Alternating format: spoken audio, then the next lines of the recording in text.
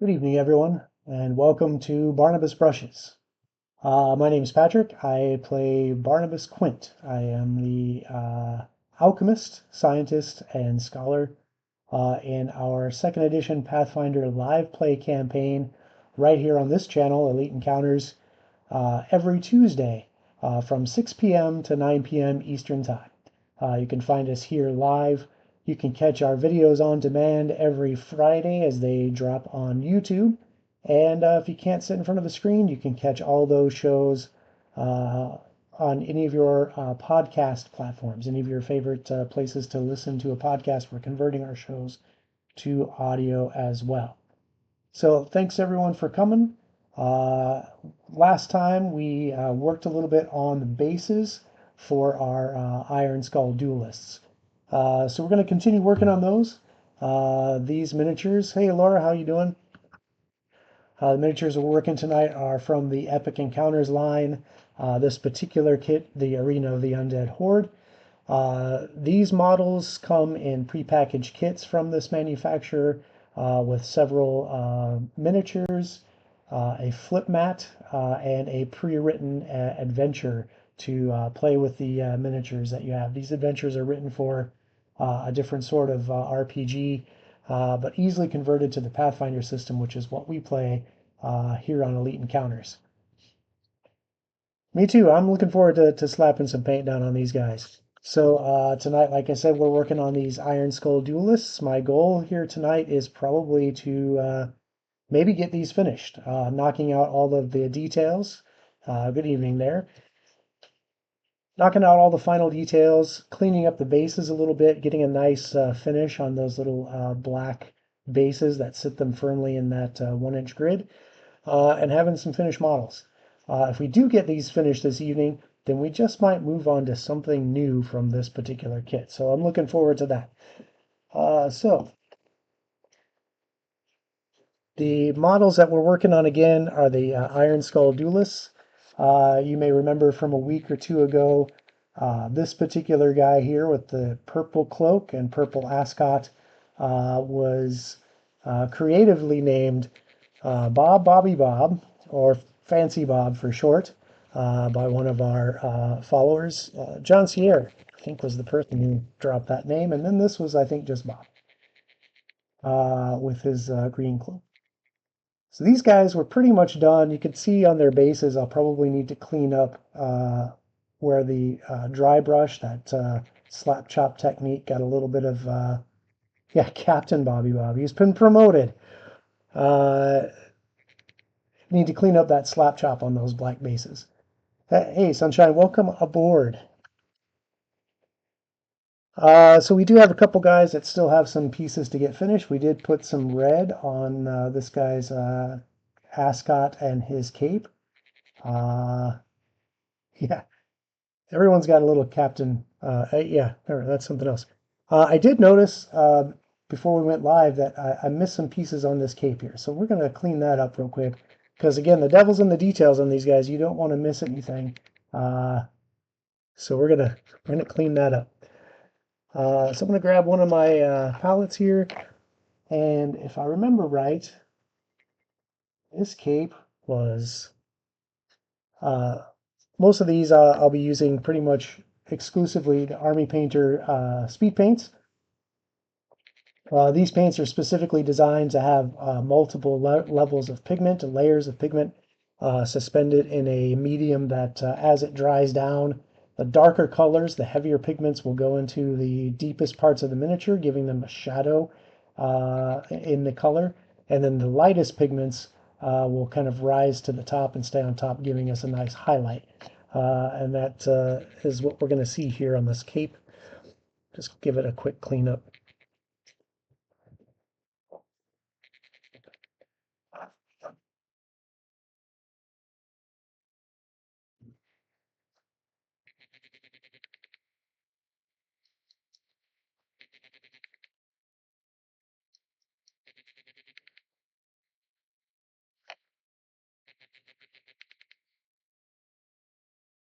So as that dries down, that should end up blending in perfectly with the rest of that cape. on the back there. Okay.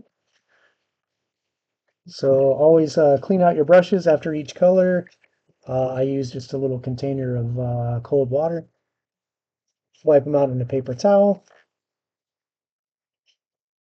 Okay, so we do have this guy, who we also kind of worked on in tandem with the guy with the red cloak. Maybe that's Captain Bob. Uh, we haven't really done his ascot and cape yet, but we do have a green, a purple, a red. I was thinking maybe for this guy, we'll do a nice blue that he'll pop fairly brightly on the table. So for that purpose, I have chosen Magic Blue. This is a pretty nice bright blue that really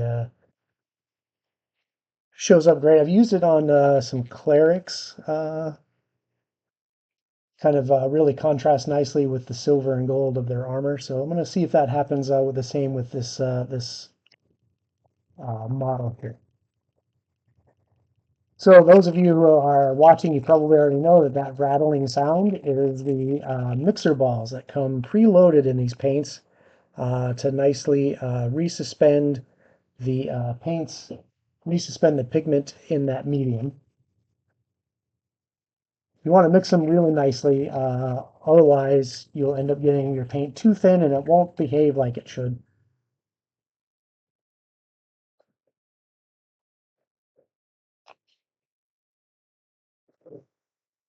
And it really doesn't take much. You'll see here in my palette, just one little drop should be enough to get the coverage we need for this guy.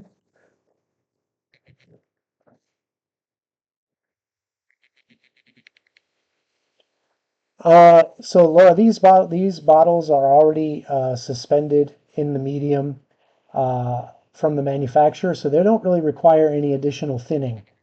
Some of your other acrylic-based model paints, uh, including those from the Army Painter, may require additional thinning, and a lot of people will use a wet palette for that purpose. So that's basically a wet sponge with a piece of parchment paper over it. You put your paint on the parchment paper and it'll absorb that moisture from the wet sponge and stay wet and workable, and it'll even thin out. You can thin out further with water, since they are water-based paints, or other acrylic medium. A lot of these manufacturers will have medium to thin with. For speed paints, I don't really thin them.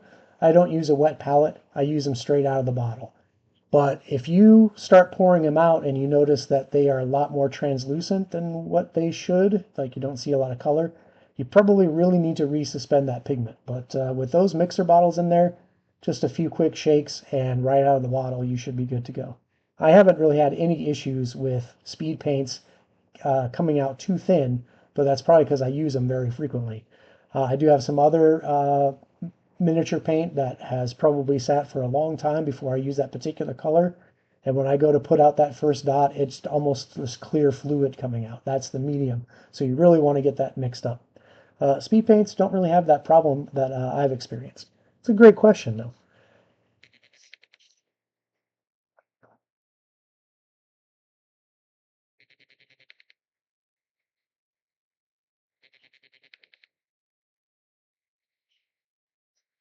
All right, we're going to do the cloak here.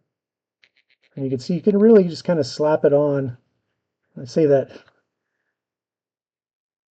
I say slap it on. I mean, obviously I'm being careful not to just go willy-nilly with the brush, but really load your brush so that you get a lot of pigment and you can really see that the paint work as it starts flowing into the model.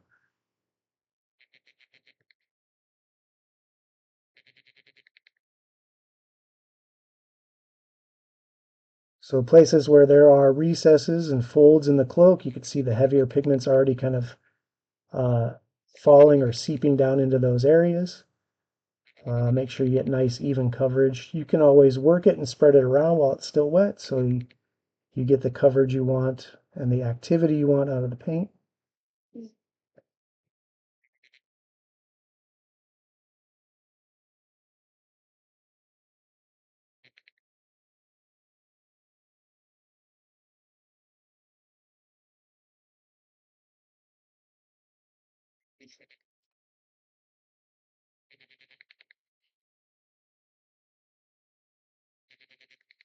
Sure to get the sides where it's kind of flowing around the side of his breastplate there over the top of his scabbard. Yeah.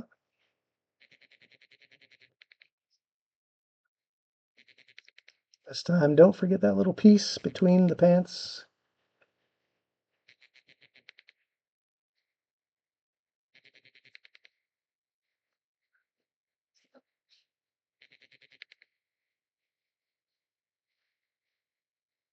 Okay.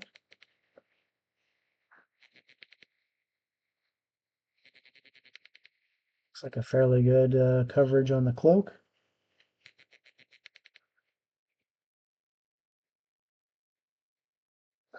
Yeah, between the pants.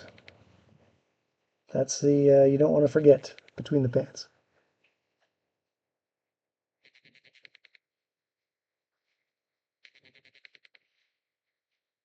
I think I saw Overwatch come in. Overwatch, what's happening? We haven't missed much, just a little talk about between the pants.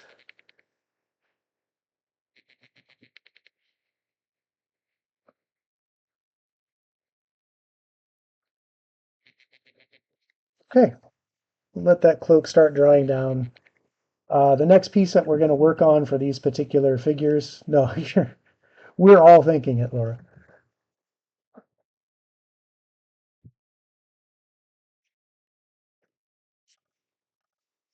The next piece I'll do on these pieces is the little epaulettes that are coming out from underneath their breastplate. We did those last time and wanted to get like a kind of an oxblood leather look to kind of a Roman centurion look, maybe. Great. Now I'm a clip. And for that, so I'm talking about these little pieces that are coming out right here. Let's see if we can get that on right in there over the tops of the shoulders. Last time we did those in Murder Scene, which is one of my favorite kind of reddish purple colors. These are great for any kind of oxblood leather.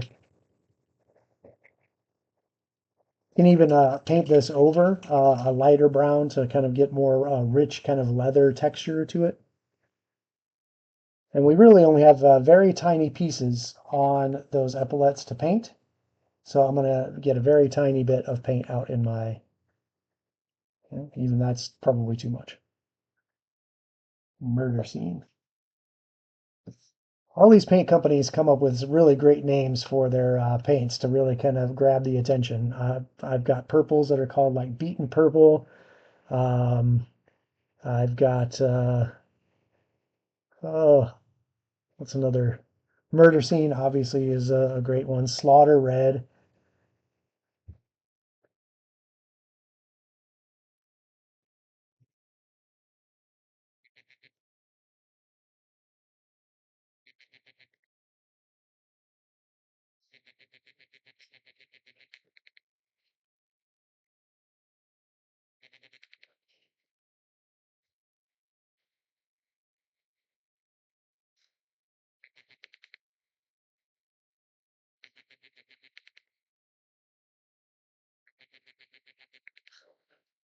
Definitely using my magnifying lamp for these. These are pretty fine details. So,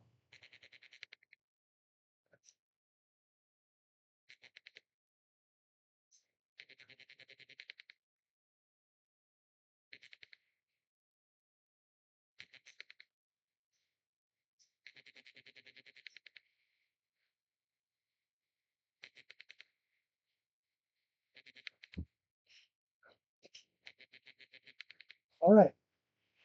Definitely getting some shadow there. Let's see if we're gonna fix my light. I don't want to fiddle too much. But I think with it being overcast outside, the lighting in the paint area today is a little wonky. So bear with us as we go through the storm here.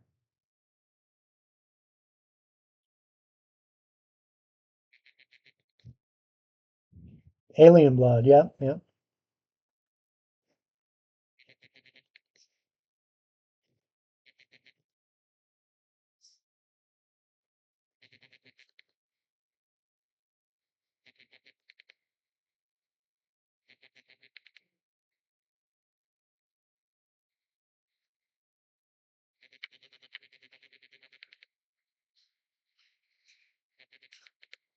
Okay,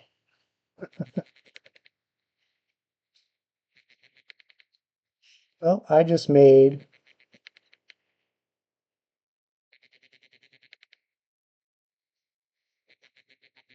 you may have caught it on camera there, those of you with sharp eyes. I just made a rookie mistake. Hey, Pelican, welcome aboard. So this is why I don't really like handling my models direct with my fingers. I typically use a holder because I managed to touch wet paint. It happens. We'll touch that up where I touched it, clean it up.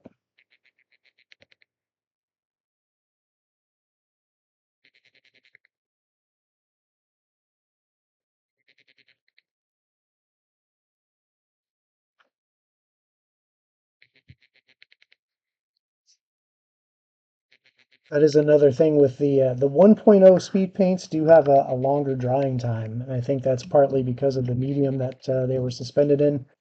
It just takes a little bit longer to dry down. The speed paint 2 uh, dries really quickly, which is good, depending on the application you're using it for. I may have mentioned this in previous episodes, but when the 1.0 speed paints came out, the formulation and the medium that they were using had that longer dry time, so they were workable for a little bit longer. But because of that medium, they also had an issue with what they called reactivation, meaning after the model had dried, even for 24, 48 hours, if you applied another wet paint over that speed paint, the moisture in that new paint would reactivate the medium and cause it to become wet paint again, which led it to bleed into whatever color you're laying over the top.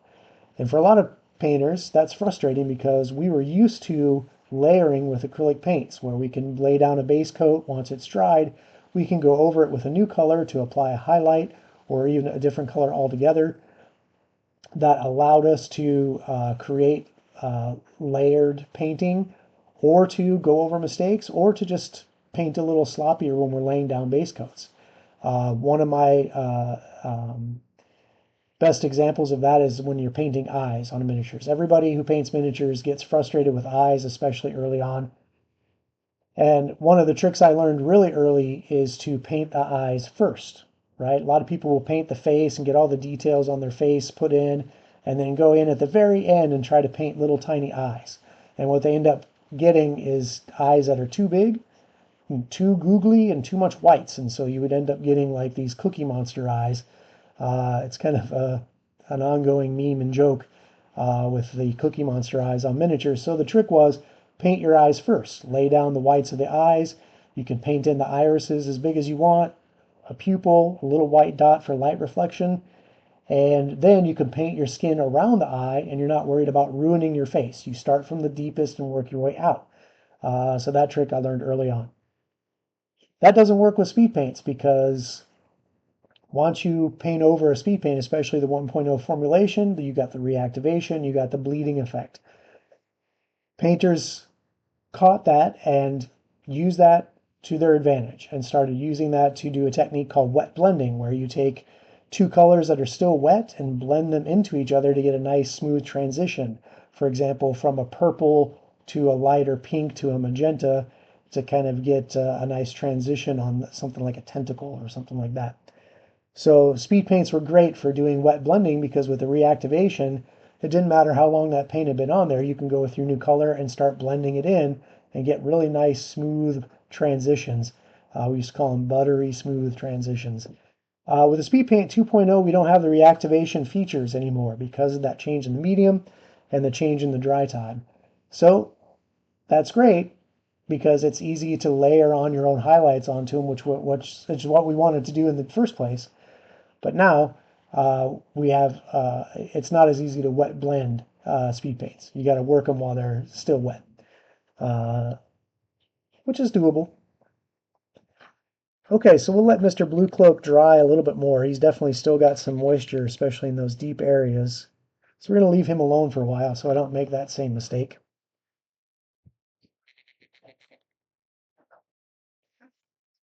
And we'll come back to the guy with the red cloak. Maybe that's our captain, yeah.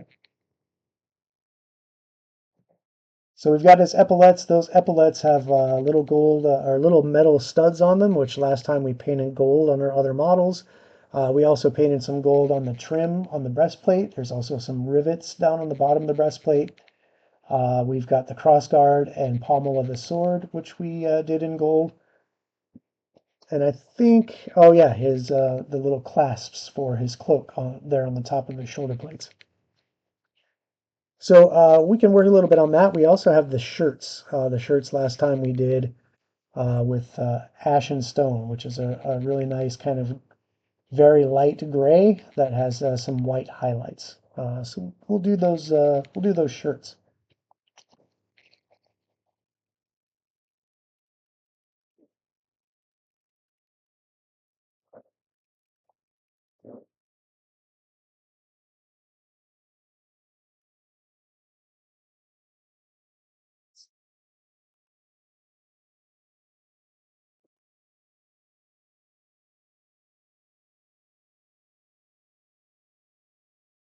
So there's not a whole lot to these shirts. There's some rotten pieces that have kind of come out over here and just this part of the arm here. So not a whole lot to do. And when applying some of these whites or light grays over the top of a slap chop, you don't really see what's happening right away. Um, and that was frustrating for me at first. But the true pigments will start coming out once that medium dries down and the actual colors get to work.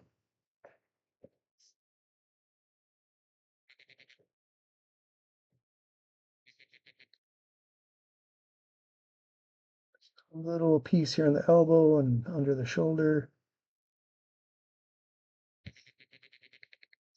All right, cool. I think I see another piece I want to touch up there with my leather color, just for some consistency with my other models.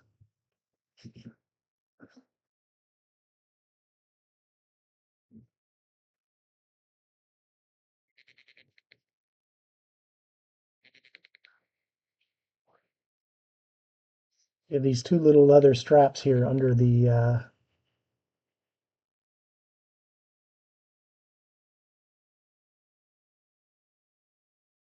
we go, where the bracer was still attached to their arm in life at some point. Check out Mr. Blue, make sure you get that on him too.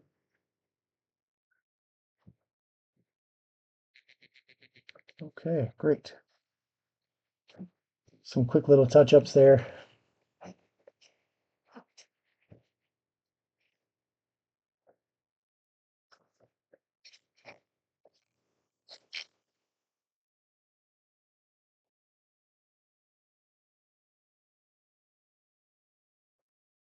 We'll go ahead and do Mr. Blue's shirt. I think his cloak is pretty safe to touch as long as I don't get my fumbly fingers there in the deepest parts of his cloak. I should be okay.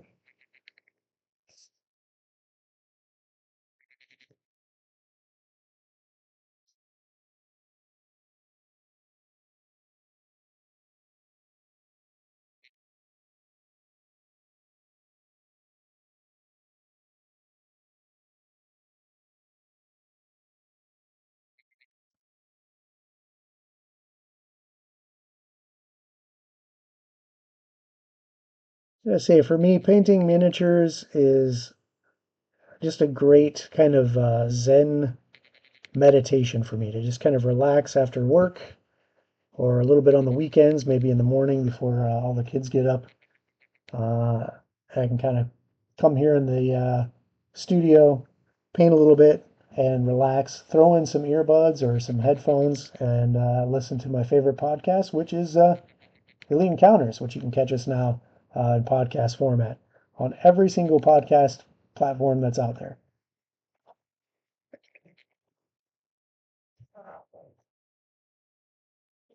Okay,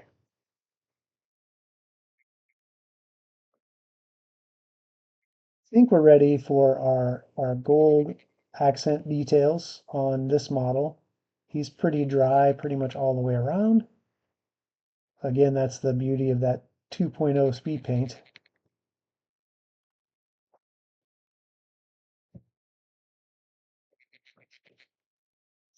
Really quick dry time.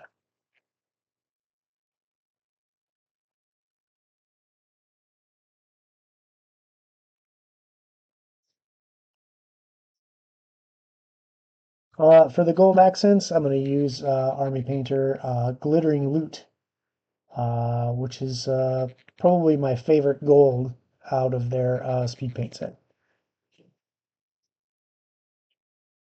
Golden Armor is pretty nice too. Again, these are really fine details, so I'm going to lean into my magnifying lamp here.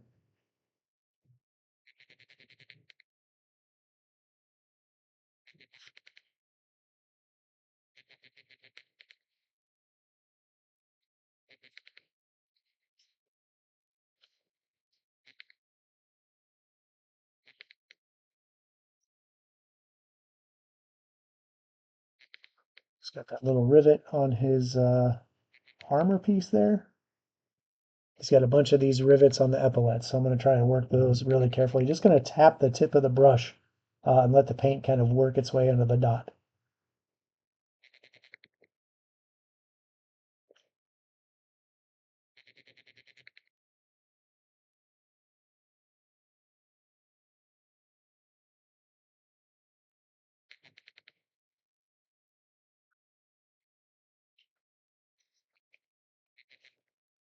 Yeah, Laura, I imagine that would be some pretty nice background music to have going.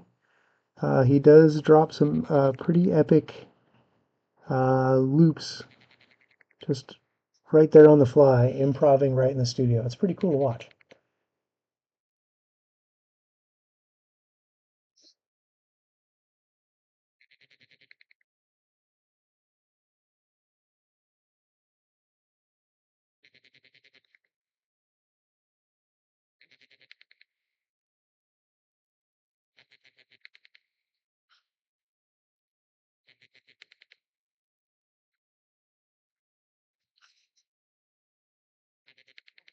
Okay, we've got the epaulette studs painted in.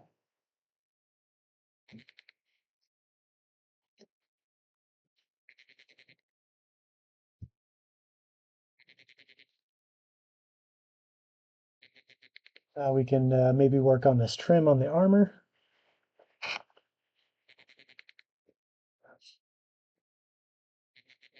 Yeah, I've watched him do a couple.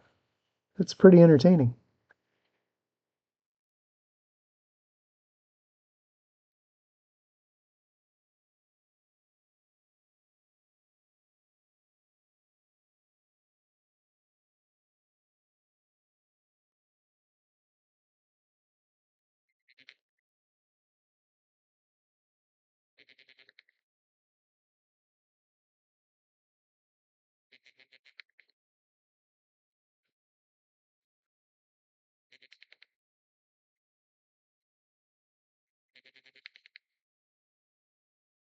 All right.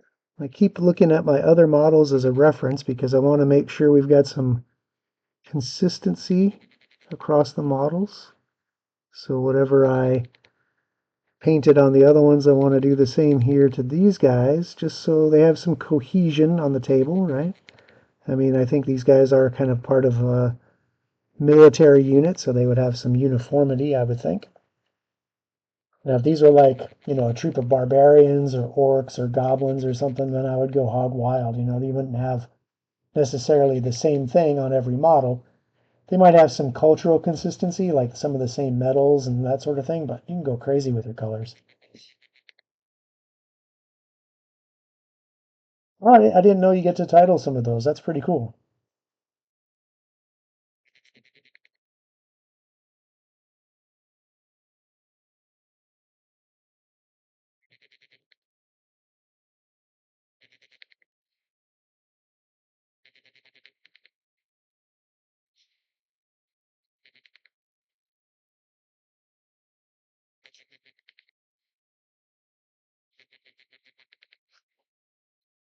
Okay, we just have his shoulder clasps left to go on this guy.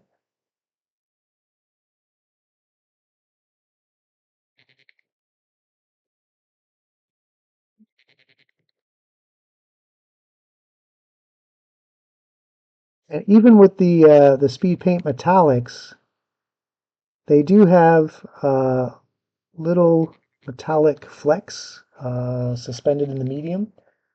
A lot of metallic paints use mica.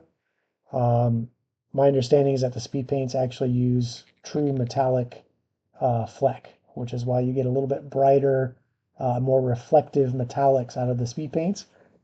And they do have some tones to them as well. So as the paint dries down and works, in for example the golds, they'll have a brown pigment that kind of seeps down into your cracks and shadows, and then the brighter, more flecky pigment, if you will be on the top and give it that brightness, giving you a pretty good gold that recreates the idea of painting with a metallic base coat and maybe going over it with a wash. This kind of does that all in one shot. That's why they call them speed paints.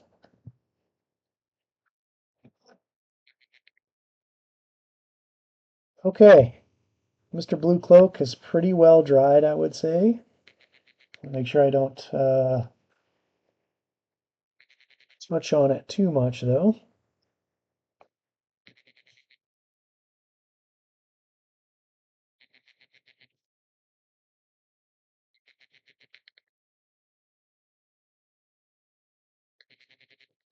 Okay, pommel, cross guard. Do the rivet on his armor. Those rivets, they're just these little bumps. So really, you can just touch the tip of your brush to them, let the paint do the work, and you don't even have to move the brush. You just have to tap it.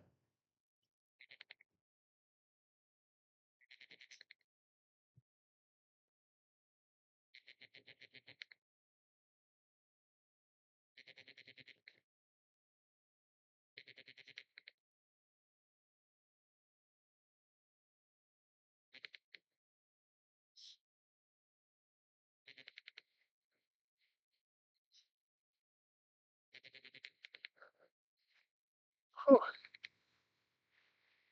My fingers shaking? I don't know. Maybe they're shaking a little bit. Maybe I'm still nervous from last night's cliffhanger on Elite Encounters. If you haven't if you haven't watched it yet, if you weren't able to watch it live, we ended on a pretty tense moment. Lenny's finally facing down someone from his past, and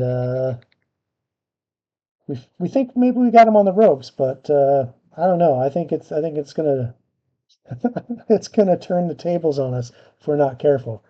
But I don't know. I can't wait to see what happens next time.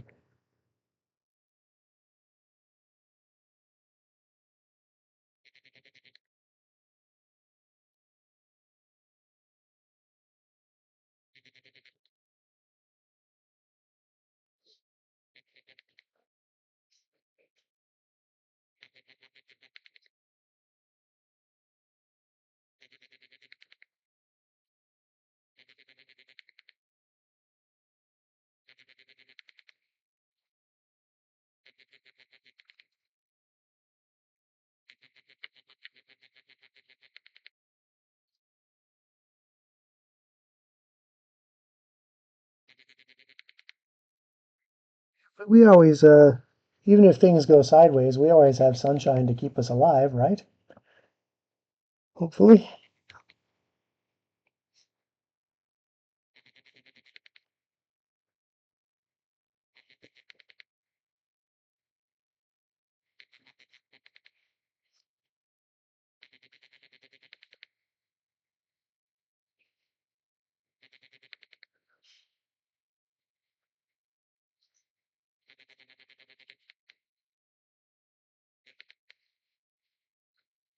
Okay.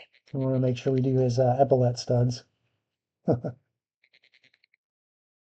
Hey, you know, I can back you up, but not to the extent that you can.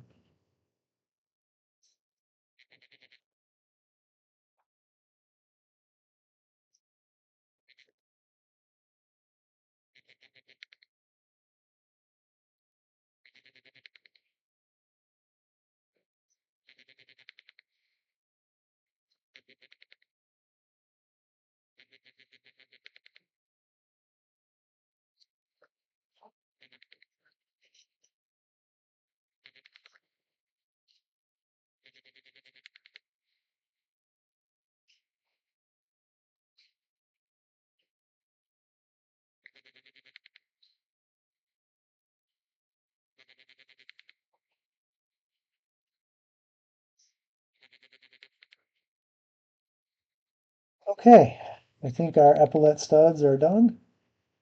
All of the little gold fiddly bits, as some people call them, are done.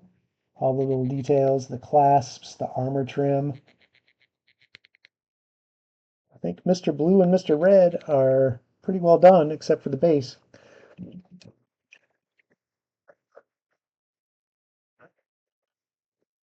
So if you remember last time looking at the bases, there are these. That's true. Yeah.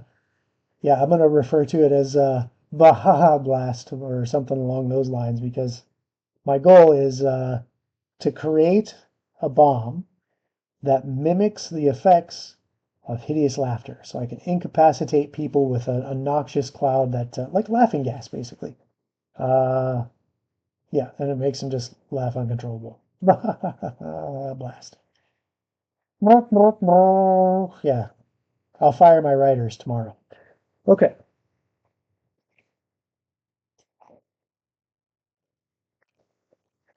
so on these bases we have some big chunks of stone, and ooh, what base texture is the one I hate to do the most? I don't. Yeah. Um, Honestly, I don't think. Wow. I don't think there's a lot of bases that I hate because, like I've said before in other shows, the base is what really brings the model to life and kind of, sets that final piece of the story. Like, uh, oh, great, yeah. Um,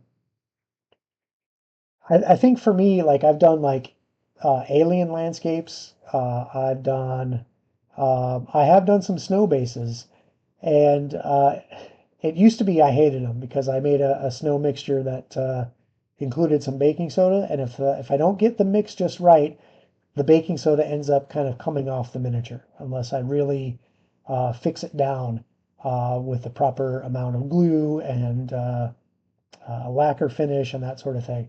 I have a frostworm I did years ago that has some snow on the base that some of that snow still comes off even to this day.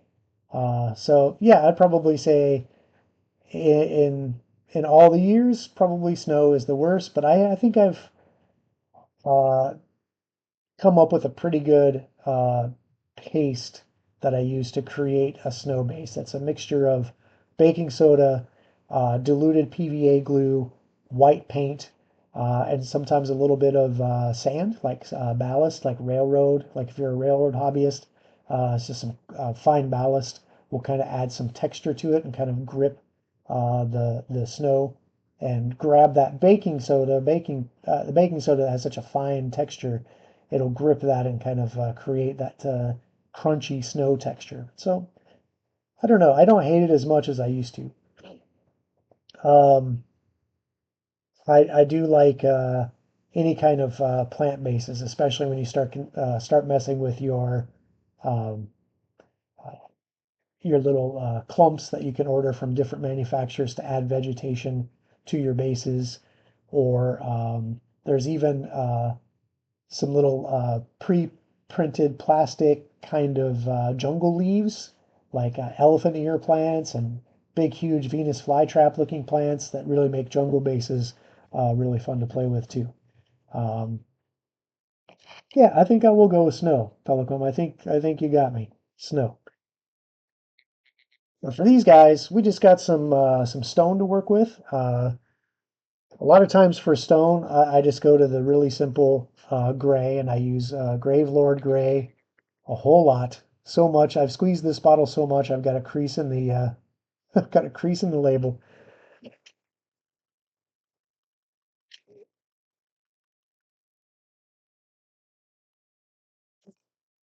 And I'll put a couple drops out for this one, just so I have a liberal amount of paint to kind of play with these stones on the base.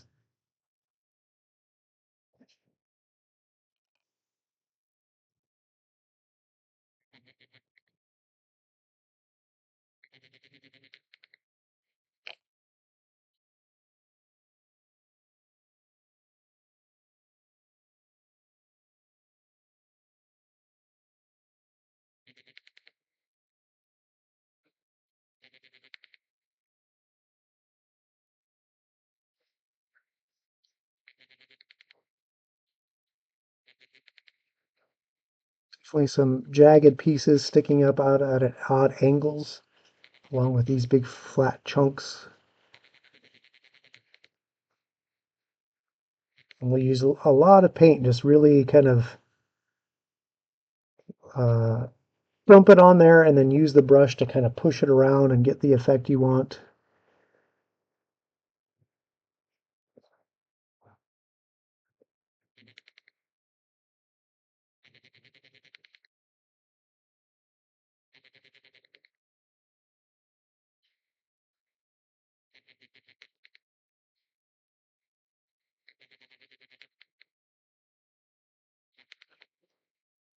And we could be a little sloppy here because this is just a big jumbled pile of rubble, right? So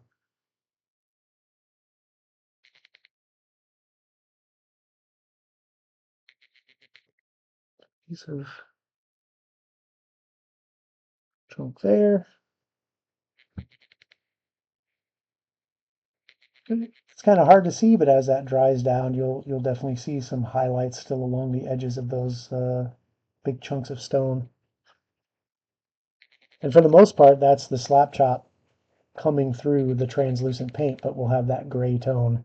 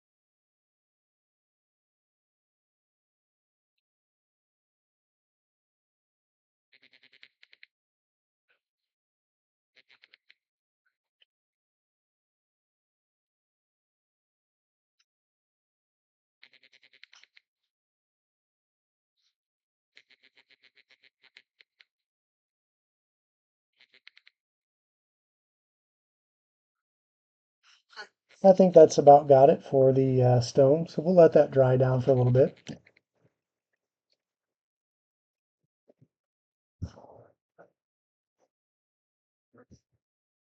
And I've had some more time to think about that base question from Peliquim, and I think also sci-fi bases where it's like just a ship decking, maybe with some weird vents or weird things on the floor of a spaceship. You can't really do a whole lot with those, so they end up usually just being kind of a flat, gray or gunmetal color with some black where the panels line up, and maybe a little glow effect coming through some of the vents or something. And those, I don't know, they're boring and they're hard to pull off like really believable, at least for me. So I would also have to go with sci-fi space decking. Probably my least favorite, snow a close second to that. Okay, so the stone parts of the bases here are starting to dry down. Then we just got these little kind of dirt piles, I guess, for lack of a better word, on these bases. And last time on the other guys, the color we used for that was kind of a weird kind of greenish brown, kind of a muddy color called ochre clay.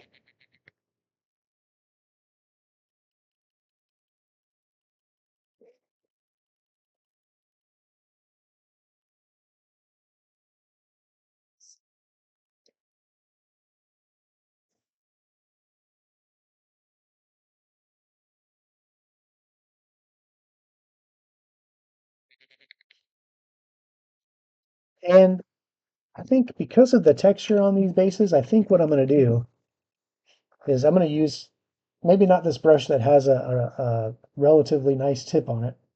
I'm going to go back to my old janky brush that's just been beat all the crap out of. And I'm going to use that to go over this really rough stone texture, just to maintain the tip on the brush that I use for those more detailed applications.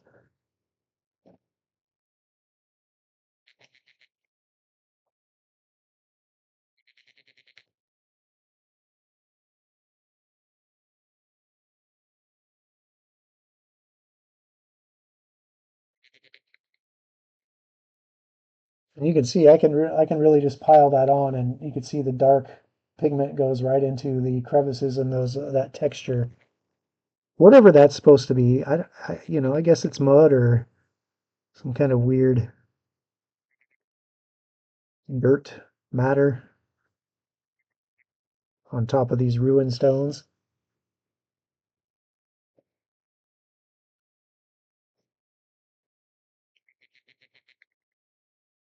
And I'm going to kind of blend a little bit of that down, like some of that's run down into the cracks of the stone, just for fun.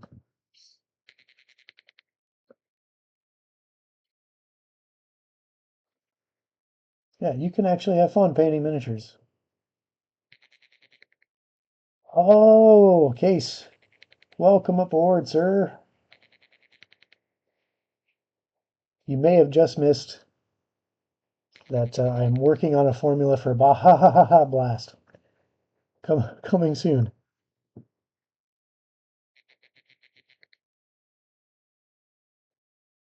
We haven't forgot about it.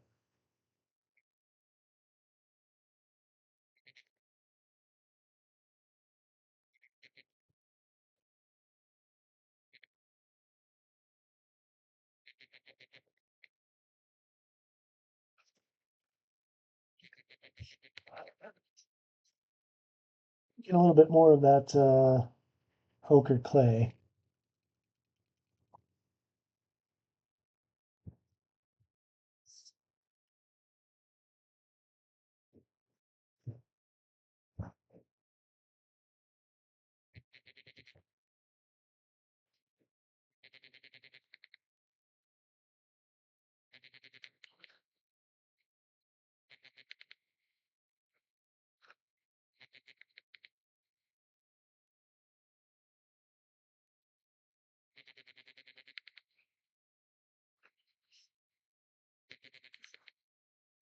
All right.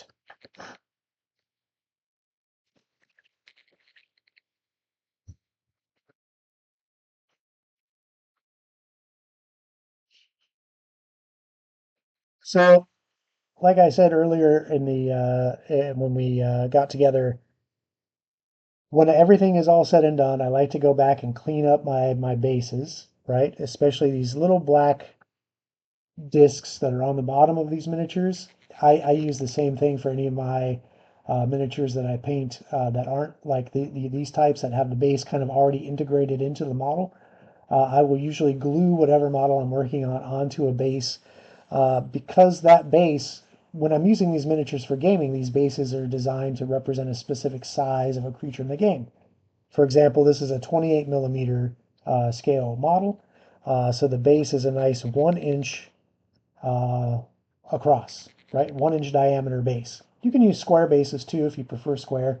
Um, but rounds tend to have a little bit more mobility on the battlefield than square bases do. When you got a bunch of miniatures kind of knocking together on the map. Um,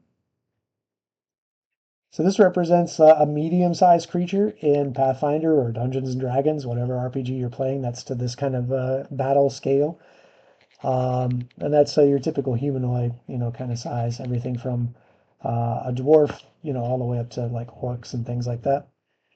The next size up, just to give you a little sneak peek at what I might be doing next, is large.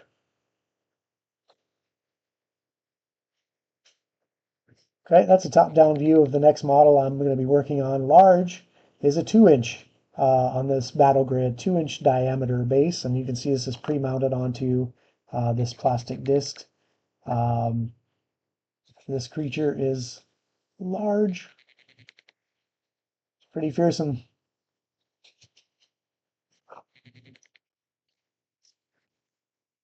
But all those bases, when you do the slap chop method, inevitably you are going to get your dry brush all over your base.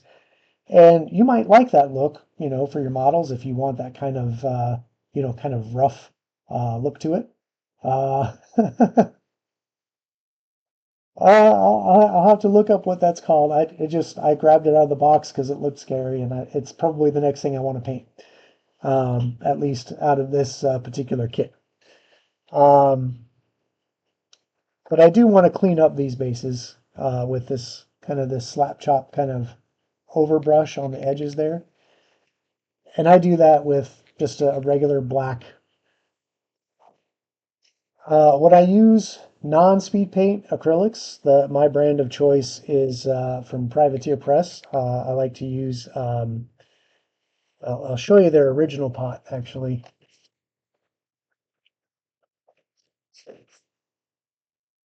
I like to use Privateer Press's Formula P3. This is pretty hard to find these days because manufacturing has slowed down a little bit on these. So a lot of distributors have um, gone to other paint lines. But these paints are some of the smoothest, right out of the pot, some of the nicest, smoothest acrylics that I've worked with. The pigments are good. You don't really have to thin them a whole lot. I still like to use a wet palette for these a lot of times, depending on what I'm doing. But Formula P3, and this particular color is Thamar Black. Uh, I go through so much of this that for Christmas one year, my wife got me like 10 pots of this stuff as a stocking stuffer. It was like, I'm set for a really long time on my Thamar Black. I've already gone through a couple pots of this. Uh, Still like to mix these up. And one thing I do like to do with the Formula P3, because they come in those kind of barrel pots, when you crack that lid open, air is starting to get into the pot and it is starting to dry your paint. And they do recap, they do close back, but the soft plastic of the cap to allow for the flexibility to open and close and kind of a flip top eventually wears out and your lid breaks, and then now you've got air getting in your paint. So it's a little bit of a pain, but I like to transfer that pot paint into dropper bottles. So I just peel the label off my pot, throw it around a dropper bottle, add a couple magnetite beads as mixing beads. They don't come preloaded with mixing balls, unfortunately. But then I keep these in these dropper bottles and they last me forever. I don't have to worry about these drying out even after weeks or months of not using them. So still like to give them a good mix to resuspend any pigment that may have settled in the medium. These are acrylic medium though, so they are different from speed paints.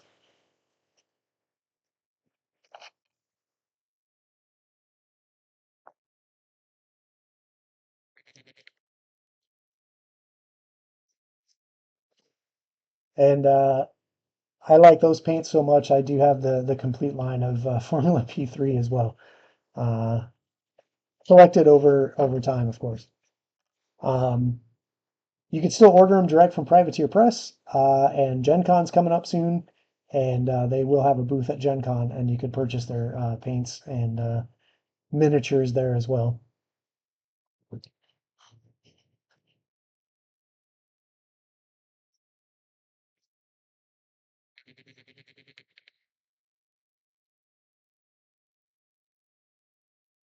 So I'm going to take this black and just kind of clean up my bases.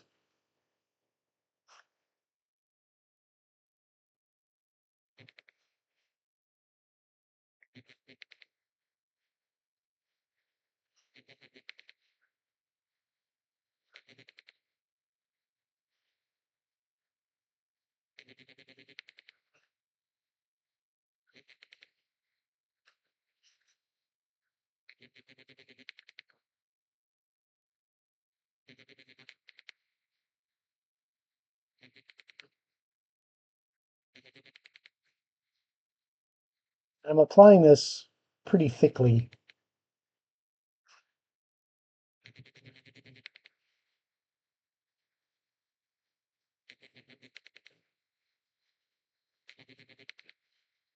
because I want nice coverage with no brush strokes showing in that.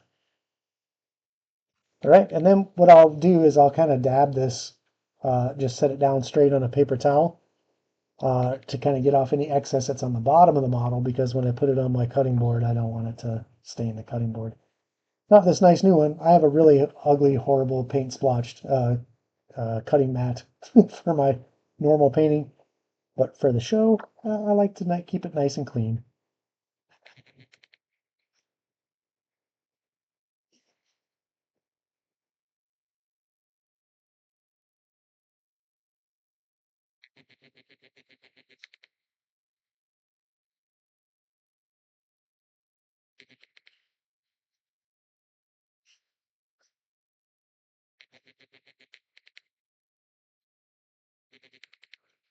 So when you're playing RPGs at home, in these last few minutes as I'm cleaning up these bases, do you prefer the old school like theater of the mind, not using miniatures and a battle mat and like having to get up and move things on a board? Or do you like the idea of having something represented on the table and a tactical battle mat and, you know, precise measurements of like how far things move, ranges on spells and weapons, that sort of thing? What's the preference? I used to play when I grew up in Colorado.